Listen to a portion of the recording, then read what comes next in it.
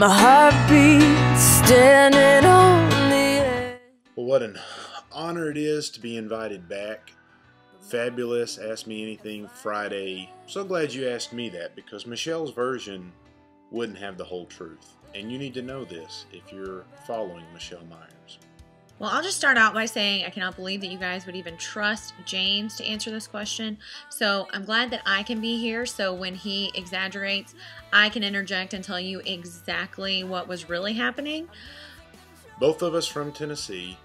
So we both moved to Texas without knowing one another. I was already there before he got there. I was working on campus, and I was working as an ambassador in the admissions office. So I was giving campus tours and helping new students. So I was there for about 3 weeks before James was going to officially move. But he apparently came into town just to visit. Measure the apartment and do all that guy stuff before I loaded up a trailer load of furniture. While I was filling out paperwork, I noticed someone I'd never seen before giving a tour. This person did not give my tour, because had this person given my tour, we would already be friends. This person was the best looking girl I had ever seen. And though I couldn't hear what she was saying, I was just in awe. I'm sitting in shorts and a t-shirt. He was on a dress code. And I'm just watching Michelle take a dozen or so people through the hall on a tour. And it was definitely one of those slow motion moments. Hopefully you've had one of them, so you know what I'm talking about.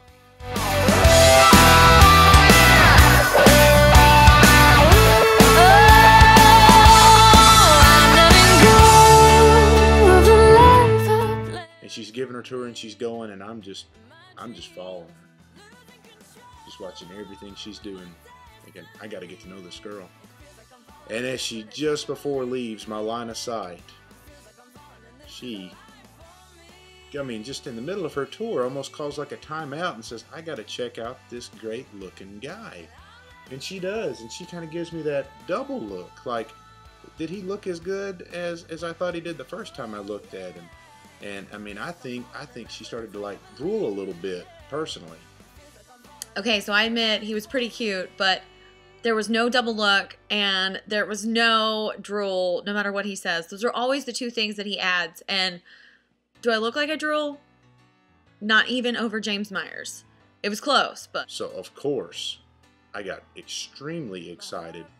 But then she goes, and I know I can't, well, I guess I could have just been like, whatever y'all are doing, y'all need to stop. We need to talk. But I didn't do that, and so I did rely on... So a couple of days later, I had a Facebook request from a guy named James Myers, which didn't really ring a bell with me. I didn't know that name, so I asked my dad when I was on the phone with him. I was like, Dad, do we know a James Myers? My dad was like, Michelle, you've gone to 2 high schools. I've served on staff at 2 mega churches. You went to a large college campus. Now you're giving tours 3 times a week to multiple people, and you're going to ask me if you know a James Myers? So I looked at his profile, and I was kind of creeped out by how we had in common. And so, yes, our first communication was on Facebook. Thanks, Mark Zuckerberg, or twins, whatever. I'm not going to go into that debate. Text messages, which led to 4-hour, 5-hour phone calls, which preceded my move within about 3 weeks period of time. So it was almost like 3 weeks after seeing the girl that I was enamored with. Lots of conversations. 3 weeks later, James moved to Texas. We went on our first real date to Jason's Deli. And leaving that place, I knew that I had just been on my last first date, because if he had asked me to marry him that night, I would have said yes. I knew he was the guy that I'd been praying for. I knew he was the guy that my parents had been praying for. I knew that he was exactly what I needed, because I had this strict list of things that I was looking for, and very quickly into our relationship, I learned how much James challenged me and pushed me towards Christ, and I actually had to add to my list, because James did things for me that I didn't even know that I needed, but God knew. So that's how I caught Michelle Myers. Now you just have to decide who you're going to believe, me or James.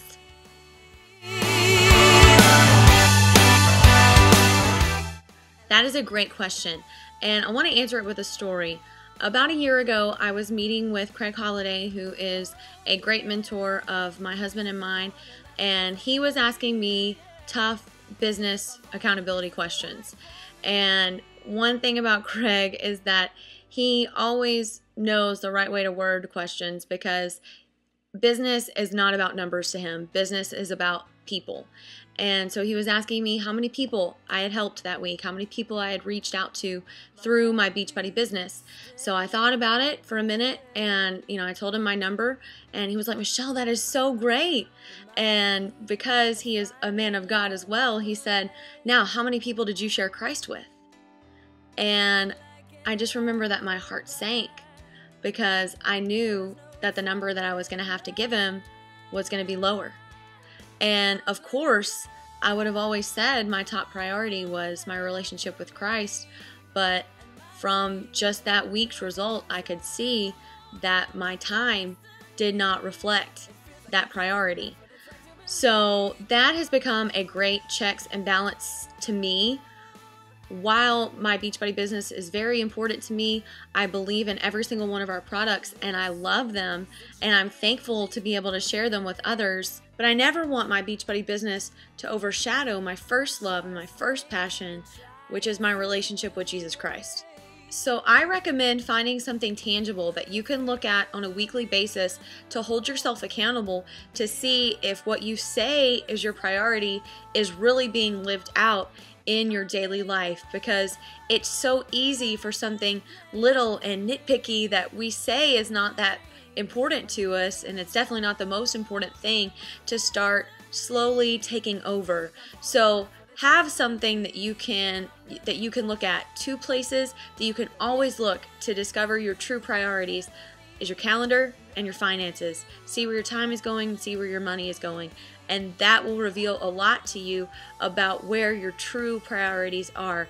So finding a balance is tough, but again, like I talked about last week, holding yourself accountable and having something that you can look at and examine on a regular basis to see how you're doing is critical to staying true to yourself and what you believe in. Land for me, my dreams. Okay, Bauer. Okay. Sit. Shake. He lay. Good. Shake my hand again. Good boy. Good boy.